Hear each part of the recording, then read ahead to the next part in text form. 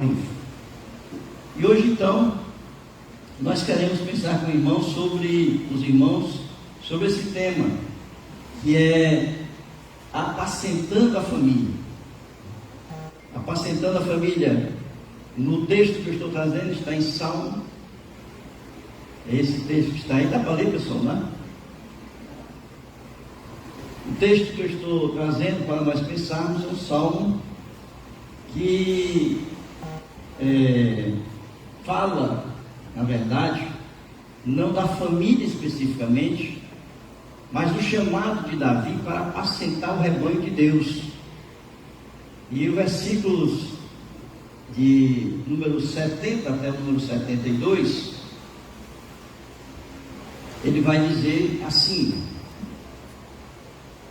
também escolheu a Davi, seu servo, e o tomou dos redis das ovelhas, tirou do cuidado das ovelhas e suas crias, para ser o pastor de Jacó, seu povo, e de Israel, a sua herança.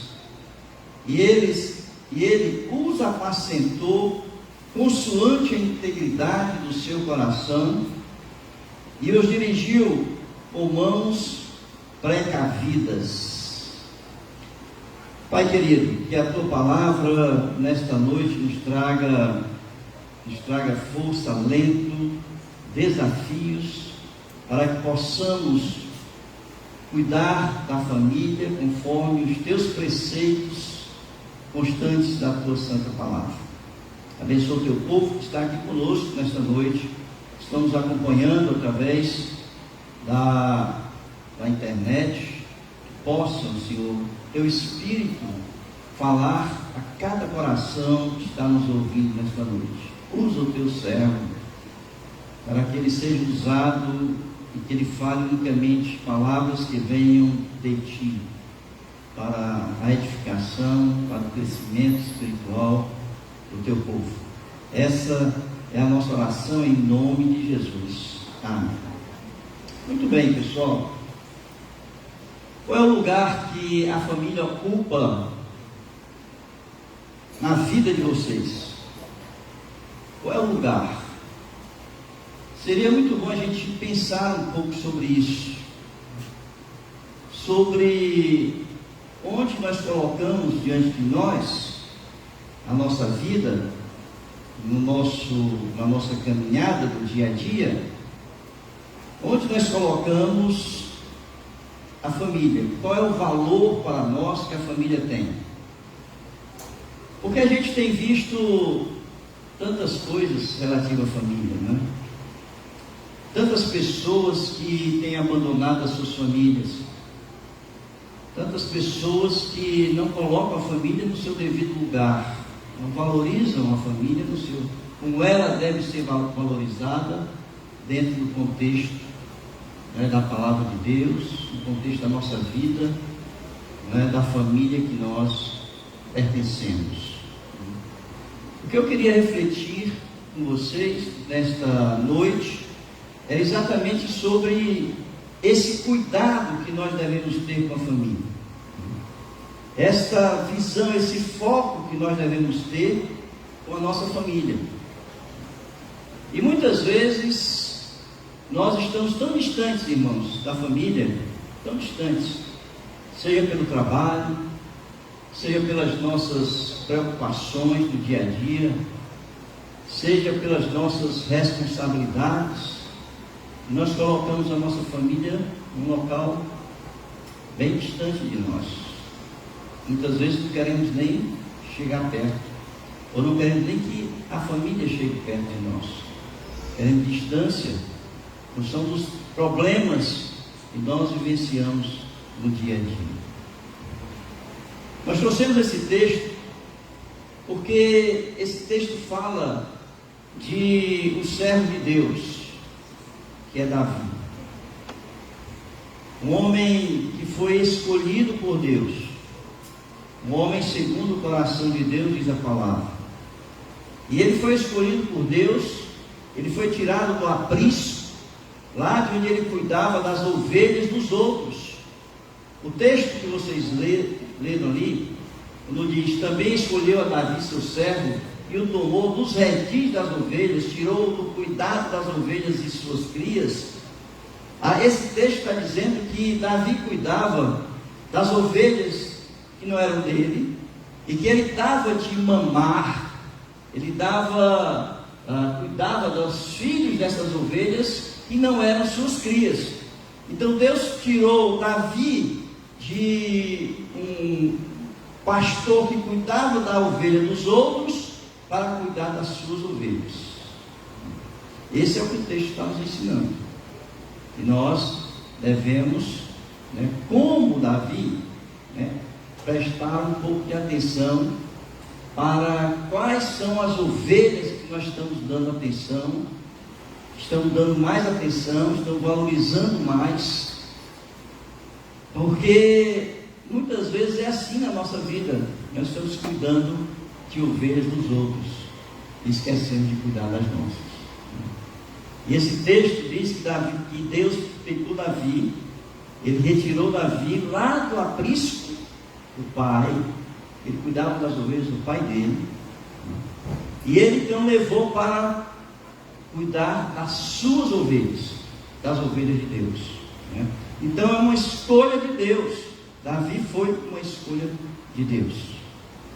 E eu pergunto às vezes, irmãos, em que lugar Deus lhe colocou para cuidar das suas ovelhas? Onde Deus colocou você para cuidar das suas ovelhas? Foi para cuidar das ovelhas dos outros? Ou foi para cuidar das ovelhas do aprisco da sua família? Eu quero fazer uma relação sobre isso. Eu estou entendendo que a nossa família é a ovelha de Deus, mas estou entendendo também que dentro das ovelhas de Deus existe um aprisco menor que a nossa família, porque a igreja como um todo, ela é formada de famílias. A menor célula da igreja é a família. A menor célula da igreja é a família. Então, se nós não cuidamos da nossa família, ao mesmo tempo nós não estamos cuidando da igreja, porque igreja é família. Nós não podemos distinguir igreja da família. Nós não podemos separar igreja de família. Embora a gente aprende na palavra de Deus que a família vem antes da igreja. A família, ela foi criada, ela foi instituída logo após Deus criar o homem. Depois que ele criou o homem, ele instituiu a família. E a igreja, ela só surge lá depois, no Novo Testamento, com a vinda de Jesus.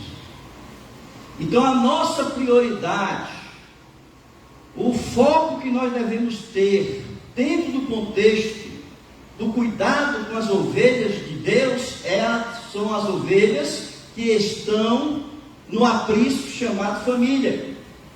Porque se nós estamos cuidando da família, ao mesmo tempo nós estamos cuidando da igreja. Famílias fortes, igrejas fortes. Esse é o lema. Se nós apacentamos bem o rebanho do Senhor, que faz parte da nossa família, nós estamos apacentando o rebanho de Deus maior, que é a igreja. Mas o que a gente tem visto, irmãos, é a deterioração da família, a degradação da família. Ao longo da história, vários conceitos vêm se deturpando no contexto de família. Várias visões de mundo vêm se implantando no mundo para que a família seja atacada, degradada, degenerada. A moral da família, ela vem sendo bombardeada ao longo dos anos. A gente não sabe mais o que o mundo entende de família. Nós, como cristãos, nós temos parâmetros que conseguem fazer com que a gente enxergue qual é o padrão da família que Deus quer para nós. Mas o mundo não enxerga assim. O mundo está enxergando de uma forma diferente. Está enxergando a família totalmente degradada. Uma família onde não se sabe mais se casamento é casal ou se casamento é dupla de pessoas, né? A gente não sabe mais se o filho que está ali é filho de uma relação do homem com a mulher ou é adotado por uma dupla de pessoas. A família tem se degenerado ao longo do tempo, ao longo dos anos, mas o pior, irmãos, é que a igreja ela tem sido permissiva na forma como o mundo tem conduzido a família. A igreja ela tem sido permissiva por aceitar dentro da sua igreja padrões de comportamento e de conceitos familiares que são mundanos, mas não estão baseados e fundamentados na palavra de Deus. Não respeitam o padrão familiar de Deus. A igreja ela tem sido permissiva. E por ela ser permissiva é que ela vem esfriando ao longo dos anos a questão da fé e da moral e que os cristãos deveriam defender. Onde nós estamos cuidando da nossa família para que a igreja não seja um ambiente permissivo que venha a ser conivente com a degradação que está acontecendo com a família no mundo de hoje. Nós precisamos, portanto, recolocar a família nos seus eixos, colocar nos trilhos novamente. E isso é uma função da família cristã, das pessoas que fazem parte da membresia desta igreja, fazem parte da membresia da família. Cada família tem a sua responsabilidade, cada membro da família tem sua responsabilidade em seguir os passos em obediência à palavra de Deus, portanto, mantendo aí o padrão de Deus para a família.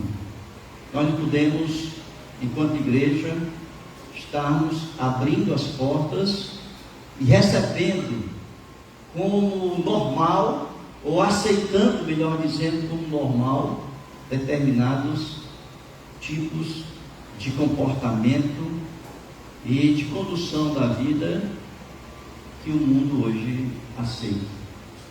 Precisamos fechar as portas.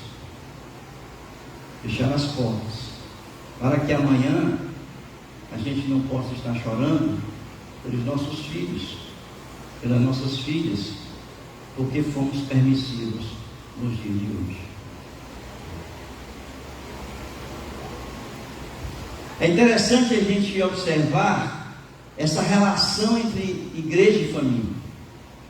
Na palavra de Deus, a gente vai perceber que existe uma relação muito grande, ou seja, melhor dizendo, Jesus não faz essa diferença.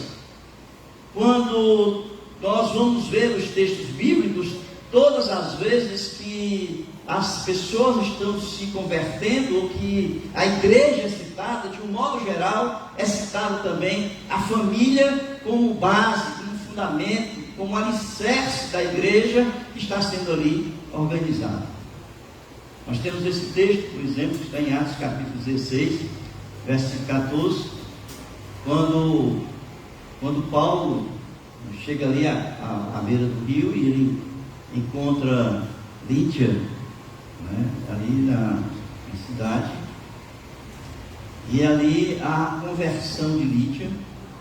E lá no versículo 15, vocês podem olhar aí, versículo 15, está em negrito, diz que depois de ser batizada, ela e toda a sua casa, né, então fazendo a relação aí que não foi somente Lídia, mas a Lídia e toda a sua família naquele momento foram alcançados, que foi a base da igreja naquela localidade, né? Nós temos logo a seguir, ainda no capítulo 16, versículo de número 31, o carcereiro, quando ele quer se matar, e Paulo diz que crê no Senhor Jesus e será salvo tu e a tua casa. E depois eles vão para a casa do carcereiro, e ali acontece, ali no versículo 32, e lhe pregaram a palavra de Deus e a todos os da sua casa. Portanto, a conversão, né, de toda a família ali se integrando à igreja do Senhor, né? E ali no capítulo, no versículo número 33, foram batizados todos os seus, toda a família ali, né, foi batizada, portanto, formando, né, a base. É o que a gente entende, portanto, dessa formação, dessa organização da igreja primitiva, é que esta igreja primitiva, ela foi alicerçada na conversão de famílias inteiras que estavam, portanto, ali fazendo parte do corpo de Cristo. É por isso o nosso cuidado, a nossa preocupação enquanto igreja, que nós devemos focar no aprisco menor, na célula menor, que é a família, para que ela, uma vez cuidada, organizada, edificada, ela possa assim, né, dentro da igreja, né, somar com as outras, para termos aí uma igreja forte, espiritualmente consolidada. Existe um outro texto que está em Efésios, que Efésios ele faz uma relação, no capítulo 5, eu acho que é um dos textos mais importantes que faz essa relação da igreja com a família. É quando ele faz a relação entre a família, Cristo e a igreja, né, a família, né, e Cristo e a igreja. Está no capítulo 5 de Efésios, e ele vai descrevendo ali, e ele diz que, ali no versículo número 29, porque ninguém jamais odiou a própria carne, antes a alimenta e dela cuida, como também Cristo faz com a igreja, né, porque somos membros do seu corpo. Essa relação é muito forte, né, entre igreja e família. E eu não queria, nesta noite, fazer com que a igreja pensasse nesse cuidado da família, sem pensar na extensão dela, que é a própria igreja. Cuidar da família significa cuidar da igreja da qual você pertence, né? Então veja, quando Paulo usa essa palavra cuidar, tá? Que está ali no texto, tá? Ele diz, alimenta e dela cuida, como também Cristo faz com a igreja. Paulo está dizendo ali que a palavra cuidar significa exatamente isso, né? Cuidar com amor terno, cuidar com carinho, é aquecer, é manter, esse cuidado amoroso, de tal forma que possa fazer com que aquela família que nós cuidamos possa estar sendo atendida em todas as suas necessidades. Vejam, aquecer, manter, alimentar, significa que no momento do frio nós temos o calor, no momento do calor nós temos o refrigério. A vida, né, no modo geral, quando passamos pelas circunstâncias diversas, nós estamos dando o alento, a necessidade, o cuidado, a fortaleza, o conforto que a família precisa. Esse é a visão, porque Cristo assim olha para a sua igreja e cuida da sua igreja. Então, o mesmo cuidado que Cristo tem com a igreja é o cuidado que nós devemos ter com a nossa família. Quando pensamos ali no texto que nós trouxemos de Davi, no Salmo número 78, nós vamos ver que Deus ele tirou Davi lá do aprisco do pai, trouxe para cuidar das ovelhas dele do Senhor, né? E ele trouxe para pastorear essas ovelhas. Então veja, o sentido que nós precisamos ter no cuidado com a igreja é esse sentido de pastorear, de apacentar. Essa palavra, ela tem um sentido assim, apacentar, cuidar, pastorear, alimentar, significa conduzir, dirigir o rebanho naquilo que o rebanho precisa, né? Então é se referindo aí ao povo, né, como rebanho, portanto na condução desse povo como rebanho, que é a nossa família. Eu estou fazendo aí um paralelo entre as ovelhas do Senhor e a nossa família, entendendo que a família é rebanho do Senhor e que nós somos desse aprisco menor, portanto responsáveis por essas ovelhas, tá? Então Davi foi chamado para pastorear. E eu entendo isso, irmãos. Vocês que fazem parte da igreja do Senhor Jesus, que cuidam das ovelhas que estão na igreja, em determinado momento da vida de vocês são tirados, chamados por Deus para pastorear um rebanho menor. E esse rebanho menor se chama família. Então vocês estavam cuidando de um rebanho como todo, de repente Deus chama e vocês vão aí formar uma família, e agora Deus quer que você cuide dessa família que você formou, né? Essa família menor. E esse cuidado, portanto, é o pastoreio dentro da família. Eu queria, irmãos, concluindo essa parte introdutória da mensagem, fazer com que a gente possa fazer um chamado para vocês.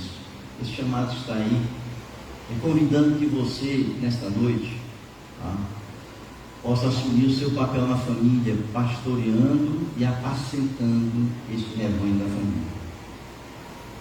Esse texto que está em Mateus 19 é o texto em que nós, muitas vezes, Jesus está se reportando aí a formação da família, né? Quando ele é questionado sobre a questão da família, né, divórcio, essas coisas da família, Jesus ele remete ao princípio, ele remete ao texto que está em Gênesis capítulo 2, né, versículo 24. E aí nesse texto, vocês estão vendo aí, então respondeu ele: não tendes lido que o Criador desde o princípio os fez homem e mulher, e disse: por esta causa deixará o homem pai e mãe e se unirá à sua mulher, tornando-se os dois uma só carne. Portanto, Deus chamando aí as pessoas para pastorear um rebanho menor, que faz parte do seu rebanho como um todo, chamado família. E é isso que eu quero a atenção de vocês nessa noite. Quem está atento aqui até agora? Quem está atento aqui? Quem é? Muito bem. Continuem atentos assim. A primeira coisa que a gente precisa saber, qual é a base da família no plano de Deus. Talvez eu seja um pouco repetitivo, porque vocês podem dizer o seguinte: pastor, isso aí eu já sei, né? Mas não custa nada a gente rever.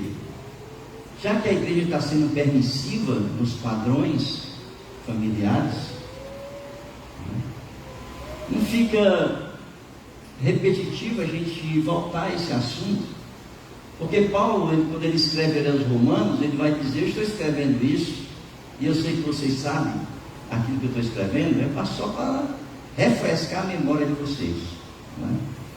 E é isso que eu quero fazer, porque muitas vezes, irmãos, a nossa memória ela é enganosa, né? Não sei se é de vocês, é igual a minha, né? Porque a minha memória, de vez em quando, ela dá um tilt, e eu esqueço algumas coisas, tá? Então sempre é bom a gente refrescar a memória, é isso? Então veja, como é que começa a família? Começa com casamento, né? Começa com casamento, tá?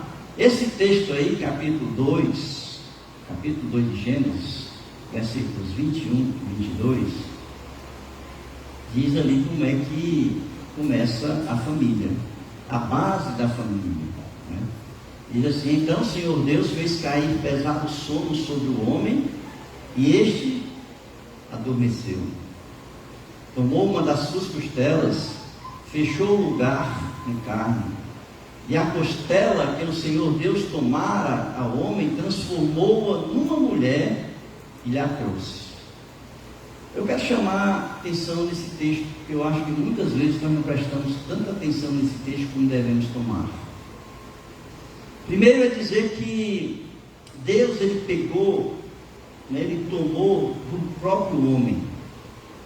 Portanto, quando ele formou a mulher, ele formou um ser da mesma essência, da mesma natureza.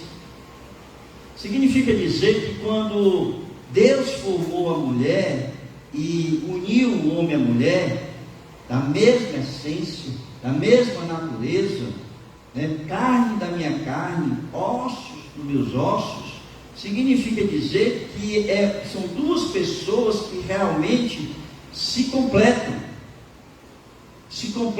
em todos os sentidos, se completam não apenas no aspecto físico, mas na própria visão de mundo, se completam na forma como você entende a vida e se completam nos objetivos que buscam enquanto família.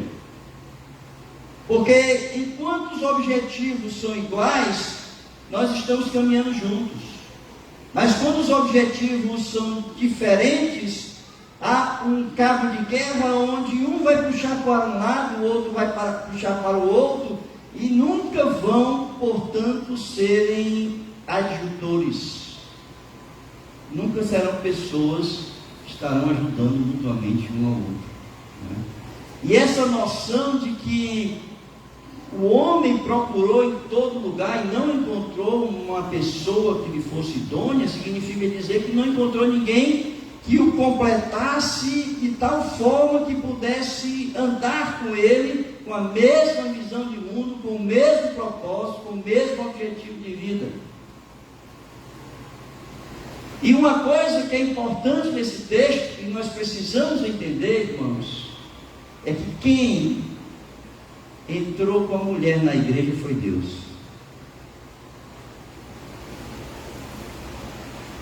Quem levou a mulher para Adão foi Deus. Veja aí. E a costela que o Senhor Deus tomara ao homem, transformou-a numa mulher, e ele fez o quê? O que está escrito aí?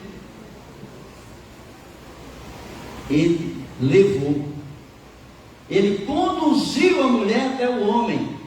Ele apresentou a mulher ao homem. E ele então uniu o homem e a mulher. Portanto, o casamento, a aliança que se faz entre um homem e uma mulher, é uma aliança feita por Deus. Não é uma aliança de homens. Me disseram que existem pessoas pregando que o que vale é o casamento civil. Pelo amor de Deus, irmãos. É rasgar a Bíblia.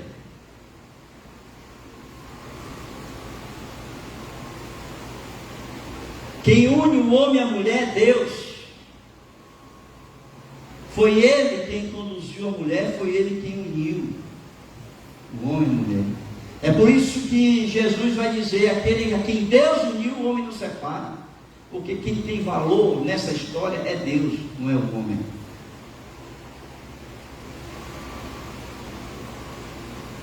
Em Gênesis 24, 2:24, que diz: por isso deixa o homem pai e mãe, e se une a sua mulher, tornando-se os dois uma só carne.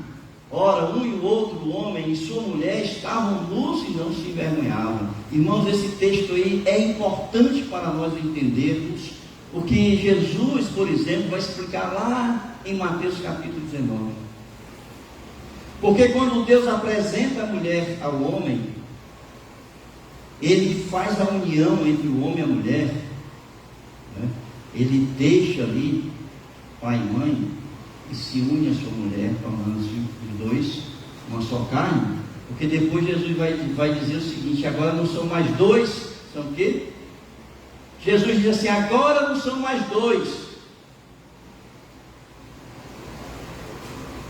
são uma só carne. Essa palavra une aqui, eu quero chamar a atenção de vocês, está grifada.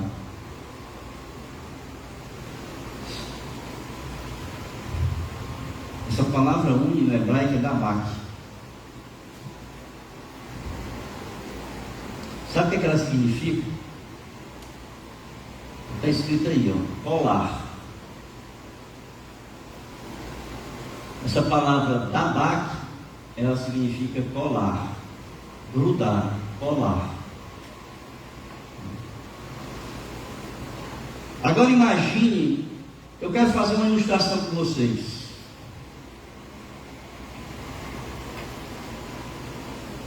E vou mostrar a diferença do que o texto bíblico está dizendo. São duas pessoas. Se eu juntar as duas pessoas,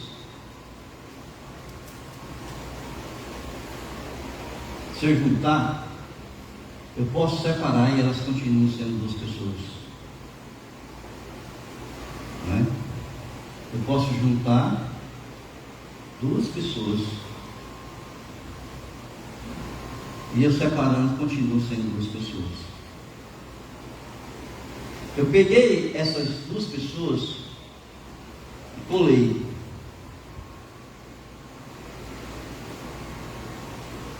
São duas pessoas coladas aqui. Agora separa isso aqui.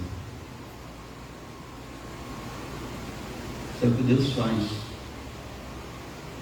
Deus faz isso aqui quando Ele une o homem a uma mulher. Agora separa isso aqui.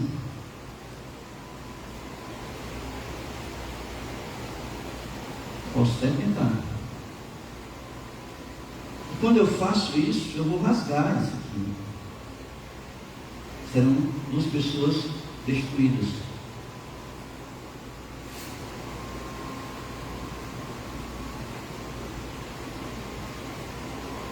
Difícil, né?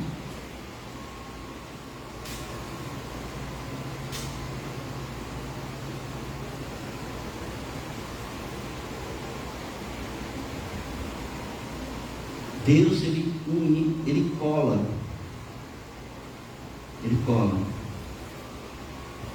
É por isso que Jesus vai dizer: aquele que Deus uniu, o homem não separa. E que o casamento é até que a morte o separa. Esse é o padrão de Deus.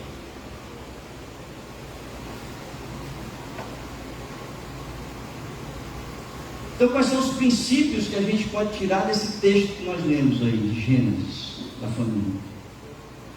Primeiro é que a família é monoteísta, cristã. Família cristã, ela é monoteísta. É Deus que une. Foi o Deus Todo-Poderoso. Não foi um Deus, mas foi o Deus que uniu o homem e a mulher. Então, o Deus da família é o Deus Criador dos céus e da terra. É o Deus Todo-Poderoso. A gente também percebe nesse texto que um outro padrão de família é que a família é heterossexual, formada por duas pessoas de sexo diferente, por um homem e uma mulher. Não é formada por um homem e outro homem. Não é Adão e Eva. É Adão e Eva. Não é formada por duas mulheres. Não é Eva e Ada. É Eva e Adão. Então, o casamento que Deus une é heterossexual. Interessante a gente observar nesse texto que o texto diz que deixa pai e mãe, une-se a sua mulher, formando uma só carne. Ele deixa o quê? Pai e mãe. São filhos de pessoas heterossexuais, o pai e a mãe. Não são filhos do Adão e do Ivo, nem filhos da Eva e da Ada, né? São filhos do pai e da mãe. Tá certo? São filhos do pai e da mãe. Depois, a gente percebe é que é monogâmico. Né? Casamento é monogâmico. Mulher só tem um marido. O marido só tem uma mulher. Deus criou um homem e uma mulher, porque Ele sabe que basta um homem e basta uma mulher para que os dois se completem. Não precisa mais do que isso. Também ele é monossomático. Monossomático, do soma, da carne, né? É uma só carne, é a mesma carne, a mesma essência. Tanto no aspecto físico como no aspecto emocional. Então é monossomático. Tá? Outra característica que é indissolúvel, eu já falei isso. Porque Jesus diz até que a morte separa. Até que a morte separa. De modo que já não são mais dois, né? Jesus vai falar, porém uma só carne. Esse é o padrão, irmãos. Tá? Esse é o padrão bíblico. Se existe outros derivados disso aí, já não é bíblico. Qualquer outra derivação disso aí, já não é bíblico. O padrão bíblico é este aí. Não sou eu que estou dizendo, não. Certo?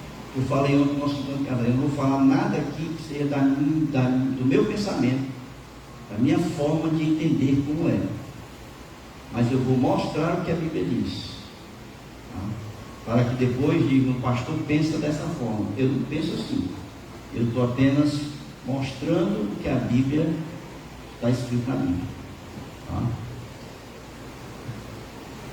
Outra coisa que a gente precisa entender dentro desse padrão da Bíblia é que os filhos vêm do casamento. Então a família se completa. A família ela se completa com a chegada dos filhos. É claro que existem muitas coisas que acontecem nas famílias, no modo geral. Né? Nós temos, por exemplo, a família é o casal, né? O homem e a mulher. Começa com o homem e a mulher, mas ao longo do tempo, você pode ter um cônjuge separado, você pode ter um cônjuge viúvo. Tá? Então você tem famílias hoje que são monoparentais, tá? Dentro do contexto da palavra de Deus. Tá? Existem famílias monoparentais. Como existem famílias que têm problemas com filhos, que não podem gerar filhos. Né? A gente na Bíblia mesmo sabe quantas e quantas vezes Deus teve que agir para que a mulher pudesse engravidar. Né? Então a gente sabe que isso acontece, mas eu estou falando do padrão ideal. Tá? Então os filhos consolidam a família, e a gente sabe que os filhos são bênçãos do Senhor, são herança do Senhor. Nós cuidamos, nós preparamos, nós educamos, nós mostramos o caminho. Não é para nós, é para Deus. Nós os entregamos de volta ao Senhor, porque Deus nos concedeu a sermos mordomos dos nossos filhos, para educar, para criar e para devolver a Ele no momento certo. Né? O Salmo 127 é um salmo que fala sobre isso. Né? Herança do Senhor são o quê? Os filhos, né? O fruto do ventre, o seu galardão. Como flechas na mão do guerreiro, assim os filhos da mocidade. Feliz o homem que enche deles a sua aljava. Não será envergonhado quando pleitear com os inimigos da porta. Então nós temos aí padrão de família. Tá? E a gente pode então encerrar essa primeira parte da mensagem dizendo que esse cuidado com a família é um ministério. A ministério não é só o que a gente exerce na igreja, mas o cuidado da família é um ministério. Deus nos chama, Deus chamou Davi, Deus nos chama para apacentar o nosso rebanho, que é a nossa casa, a nossa família. Portanto, nós temos um ministério que Deus nos concedeu, nos chamou, que é o cuidado da família. E, portanto, passa a ser uma responsabilidade, né, de todas as pessoas que fazem parte da família, se todos cumprirem aí com o seu papel, né? Às vezes diz assim, não, o responsável é o pai e a mãe. O pai e a mãe são os responsáveis até determinada idade, porque depois cada um sabe o seu papel dentro de casa. E se todos nós exercemos, cumprimos fielmente o nosso papel dentro de casa, tá certo? Nós estamos ajudando aí, né, nesse ministério que é o cuidado com a família, tá? O segundo aspecto que esse texto nos chama a atenção é que o cuidado com a família, precisamos ter o cuidado espiritual, né? É o cuidado espiritual que nós precisamos ter com a família, porque esse texto diz o seguinte, vejam aí, versículo 72 do Salmo 78, diz, e ele os apacentou consoante a integridade do seu coração, tá? Consoante a integridade do seu coração, e os dirigiu com mãos precavidas, tá? Então, ele os apacentou consoante a integridade do seu coração, e os dirigiu com mãos precavidas, tá? Então, vejam, nós vamos ver aí duas qualidades importantes que nós precisamos buscar para cuidarmos da nossa família, para apacentar a nossa família.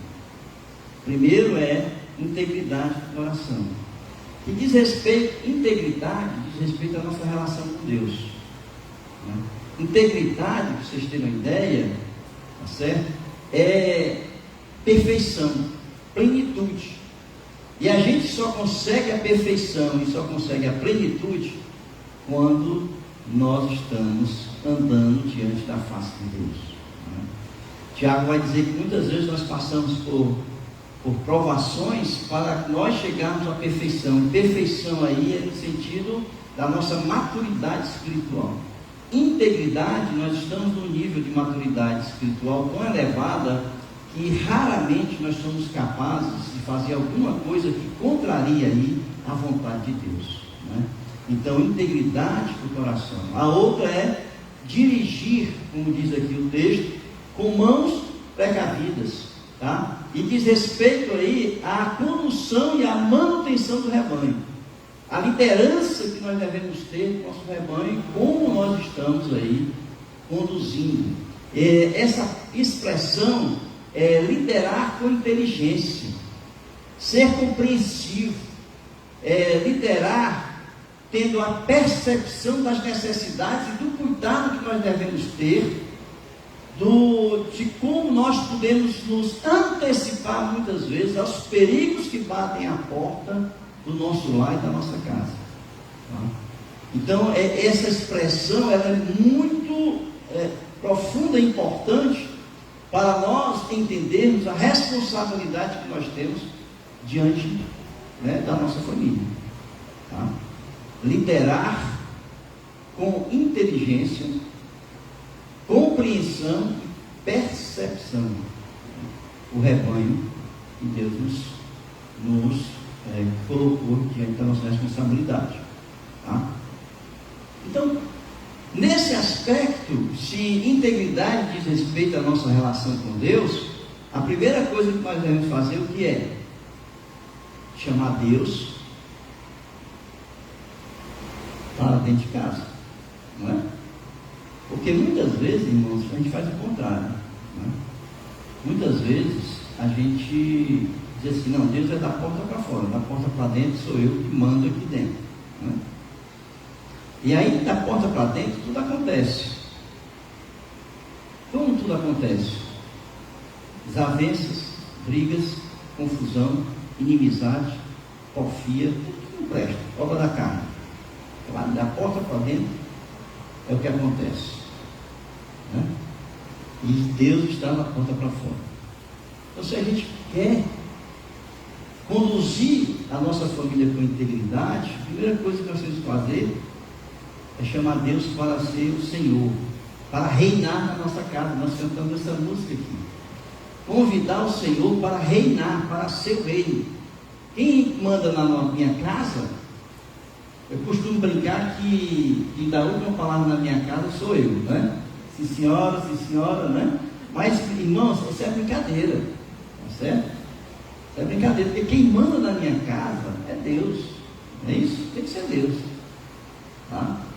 Se eu estou sendo obediente a Deus em tudo aquilo que Ele manda, eu quero saber quem manda dentro da minha casa não, se sou eu, se é a mulher, se é o filho, importa é Deus.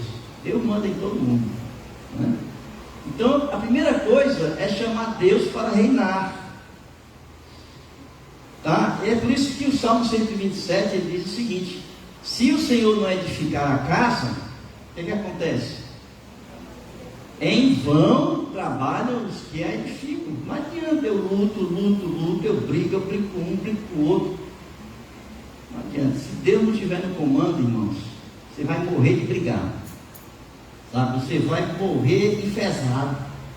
Vai chegar uma hora que você vai estar tão enfesado de brigar que você vai ter um ataque do coração, vai ter um infarto. Aí você vai dizer: ô glória, só assim eu vou conhecer o Senhor.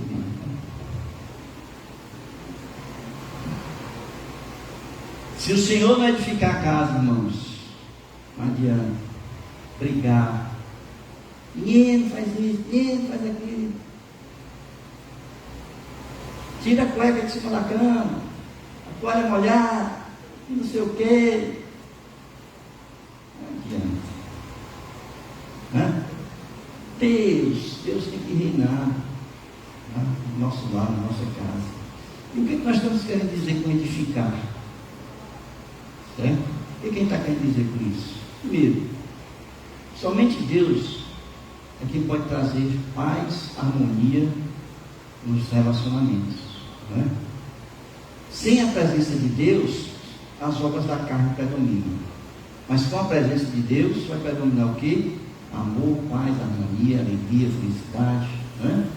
Tudo aquilo que Deus pode trazer para dentro de casa dos nossos relacionamentos. Certo? Eu também quero dizer, com edificar, que a presença de Deus, ela reina, na presença de Deus reina o amor, tá? A compreensão, o respeito mútuo, a união, a segurança e a provisão. Quando Deus está conosco, tudo isso acontece. E eu quero dizer também que um lar, Deus estando presente, nós temos um lar sadio. Nós temos um lar emocionalmente equilibrado e espiritualmente fortalecido. É isso que eu quero dizer. Quando nós chamamos Deus para reinar dentro do nosso lar, dentro da nossa casa, nós vamos ter uma família fortalecida espiritualmente, uma família emocionalmente equilibrada, onde todos podem se relacionar de uma forma perfeita, em amor, em paz, harmonia e felicidade. Porque onde Deus está, reina a paz. Onde Deus está, reina o amor, né? E é isso que nós precisamos buscar quando nós chamamos Deus. E por onde começar, então? Como é que eu posso começar? Se em minha casa Deus ainda não reina, porque as obras da carne ainda são predominantes, como é que eu posso começar a ter Deus para reinar no meu lar? Tem que começar com você, certo? Tem que começar com cada membro, individualmente. Se não começar por você, não adianta você estar brigando, chamando todo mundo ali para estudar a Bíblia. Tem que ser você. Você tem que ser o exemplo. Deus vai entrar na sua casa, a porta de entrada para Deus entrar na sua casa é você. Às vezes a gente fala assim: a porta para o diabo entrar na tua casa é você, né? Pessoa que vive no pecado. Mas a porta para Deus entrar na sua casa é uma pessoa que vive intensamente a presença de Deus na sua vida.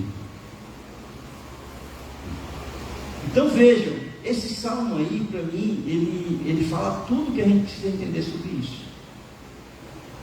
Que é o Salmo 128. Bem-aventurado aquele que teme ao Senhor e anda nos seus caminhos. o homem que teme o Senhor e anda nos seus caminhos. O que acontece? Do trabalho das suas mãos comerás, feliz serás e tudo te irá bem. Tua esposa, na casa. Tua esposa no interior da tua casa será como uma videira frutífera. Os filhos como rebentos da oliveira, a roda da tua mesa. Eis como será abençoado o homem que teme o Senhor.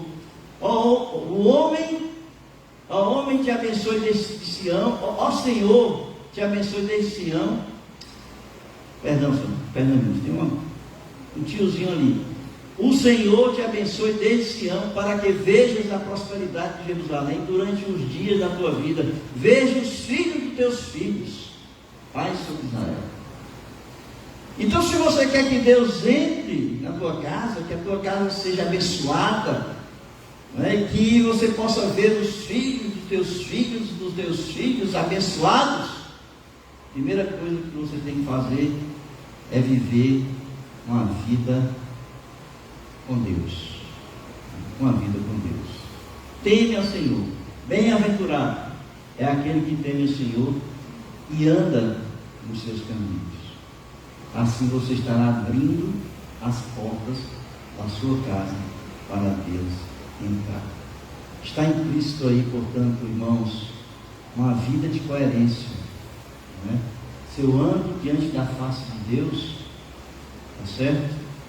Está implícito aí uma vida de coerência, de estudo da palavra, ministração da palavra, de oração, uma vida dedicada a conhecer e a viver a pessoa de Deus. Portanto, o pilar é esse aí: vida, ensino e oração. Vida, ensino e oração. 1 Timóteo, ele mostra aí alguns papéis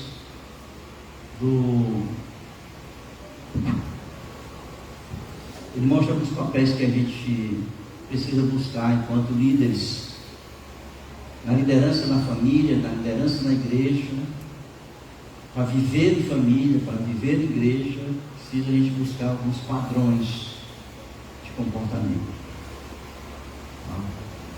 Então tem aí, eu grifei alguns aí, estou em negrito. Ser respeitável, ser pessoa de boa reputação, né? Ser uma pessoa de boa reputação, ser uma pessoa de uma só palavra.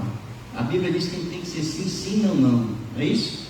Então, uma pessoa de uma só palavra, tá? Também diz que não inclinada a muito vinho, né? Não gosta de bebida alcoólica, não cobiçoso só da ganância, né? Aquele que não cobiça dinheiro, posição, status, etc, né? etc. Tá? Que conserva o ministério da fé com a consciência limpa, né? Então, aquela pessoa que não tem do que se apontar. E muitas pessoas vivem uma hipocrisia, certo? Vivem uma encenação. Pessoas que na aparência são uma coisa, mas na realidade são outras, que têm muitas coisas e deixam, né, na sua história de vida e permitem ser apontados, né? Nós temos aí com a consciência limpa, da mesma sorte quanto as mulheres, é necessário que sejam elas respeitáveis, né, boa reputação também, não maldizentes, temperantes, fiéis em tudo. Seja marido de uma só mulher, né? Hoje é isso que eu digo, a igreja está tão permissiva, irmãos, tão permissiva, que permite que a liderança da igreja seja, né, pessoas que estejam pregando e ensinando, seja no segundo, terceiro casamento, né?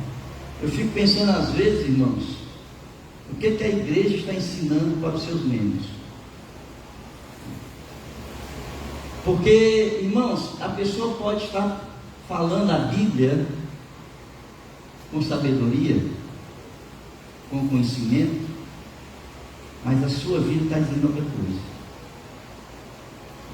Então a igreja, ela é conivente e ela é pecadora do mesmo jeito que aquela pessoa que está ali. É conivente porque ela está permitindo, ela está sendo permissiva em que as pessoas estejam ensinando, mas na sua história de vida ela está ensinando aos nossos jovens, aos nossos adolescentes, aos jovens casais, aos pretendentes aos casamentos, que também eles podem fazer aquilo que a igreja vai passar a mão na cabeça do mesmo jeito. Essa é o ensino que a igreja está dando aos seus membros, quando nós somos permissíveis nesse nível. Portanto, é que a Bíblia diz que tem que ser marido de uma só mulher, que governe bem o seu lar. Ora, se a pessoa pode ser um expoente externo, mas é uma desgraça dentro de casa. A pessoa não governa bem o seu lar, mas é um expoente externo. Ele consegue empolgar as pessoas de fora, mas ele consegue destruir o seu lar, porque não sabe governar bem o seu lar. Então ele acaba a primeira vez, casa a segunda, acaba a segunda, não sabe, acaba a terceira, e assim vai, está na história, porque não governa bem o seu lar, não governa bem os seus filhos, nem a própria casa. Então esses são padrões, para que nós possamos estar na presença de Deus, não apenas no aspecto espiritual, mas também do nosso comportamento, da nossa reputação, da forma como nós nos conduzimos diante da palavra de Deus. Certo? Terceira coisa que eu quero estar concluindo, irmãos, essa mensagem, esse aspecto aí, que é o cuidado relacional, tá? Nós devemos ter na família. Não se pode cuidar exclusivamente da relação dos membros familiares com Deus, tá? É preciso também desenvolver relacionamentos sadios. Não adianta você estar cuidando apenas do aspecto espiritual, se existem problemas na área relacional, certo? Então a gente precisa ver que existem alguns padrões. Efésios capítulo 5 coloca esses padrões aí. O marido tem que amar a esposa tem que ser submissa ao marido, os filhos têm que ser obedientes ao Senhor, tá certo? Aos pais, honrar pai e mãe, não devem provocar os filhos a ira, criados na disciplina e na admoestação do Senhor. Mas também existe uma coisa importante, é isso que eu quero, na verdade, chamar a atenção para vocês, no aspecto relacional, tá? Primeiro é esse, amar o próximo. Se não houver amor dentro de casa, irmãos, não adianta você trabalhar essa questão relacional, tá? Esse é o segundo maior mandamento: amar a Deus sobre todas as coisas e ao próximo como a si mesmo. Isso diz respeito a cada membro que faz parte da sua casa, da sua família. E esse amar aí é o doar-se, é o dedicar-se pela pessoa, é o entregar-se pela pessoa. Não é o amor sentimento, porque eu posso sentir pela pessoa, estar emocionalmente ligado à pessoa, mas isso não quer dizer que eu não seja egoísta ou que trave alguns problemas, algumas dificuldades de relacionamento, discórdia, essas coisas que acontecem, que são condizentes com a natureza carnal do homem. Mas quando nós dedicamos o amor divino, que é aquele que está no nosso coração, todas essas coisas são superadas, e nós conseguimos vencer as barreiras dos nossos relacionamentos. E a outra coisa que eu quero colocar para vocês é o perdão. O perdão dentro de casa. Nós facilmente, irmãos, como nós somos pessoas que magoamos aqueles, muitas vezes, a quem mais amamos. Como nós temos facilidade de ferir aqueles a quem nós mais amamos. E como muitas vezes nós passamos meses, dias, anos, sem dirigir uma palavra para uma pessoa que mora dentro da minha casa, só porque eu ouvi uma palavra infeliz, um ato infeliz, e eu fiquei magoado com aquela pessoa. Eu deixei de conviver com aquela pessoa. Você já pensou? O tempo é vida. Quantos dias, horas, minutos, meses, anos eu deixei de conviver com aquela pessoa, porque meu coração está magoado com aquela pessoa. Nós precisamos aprender a perdoar. A Bíblia diz que Pedro pergunta ali a Jesus quantas vezes nós devemos perdoar, e a Bíblia diz, e Jesus diz 70 vezes 7, não apenas uma nem duas vezes, mas 70 vezes 7. Quantas e quantas vezes as pessoas magoarem a gente, ferirem a gente, são tantas e tantas vezes que nós devemos perdoar. É interessante, irmãos, porque enquanto você não aprender a perdoar, a sua adoração, a sua oferta diante do altar do Senhor, ela não será recebida. Jesus, ele disse que a gente, antes de deixar a nossa oferta no altar, vai resolver o teu problema com aquele com quem tu tens problema. Vai lá, resolve, e depois volta e coloca a tua oferta no altar.